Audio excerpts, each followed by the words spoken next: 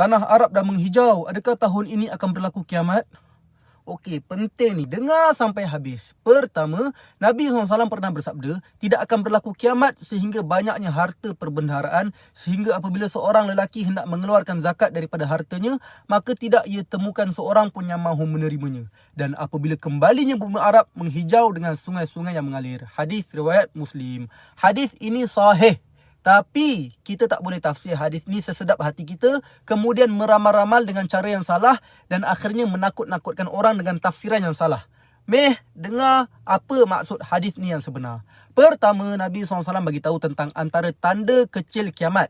Ada banyak tanda kecil kiamat sebenarnya. Ada yang telah terjadi, ada yang sedang terjadi dan ada yang belum terjadi. Antara tanda kecil kiamat yang belum terjadi ialah seperti mana dalam hadis Nabi tadi, Nabi kata bila dah tak ada orang miskin di kalangan orang Islam, sampai bila nak bagi zakat, tak ada siapa yang nak terima zakat tu sebab time tu umat Islam semua kaya raya.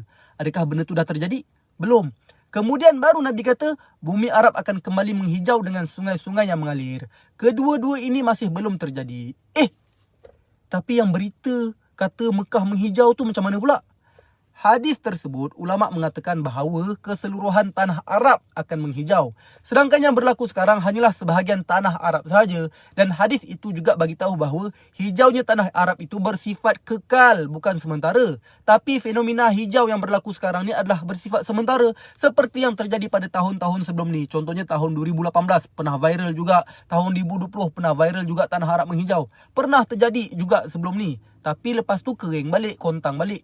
Ianya bukan bersifat kekal dan bukan keseluruhan tanah Arab.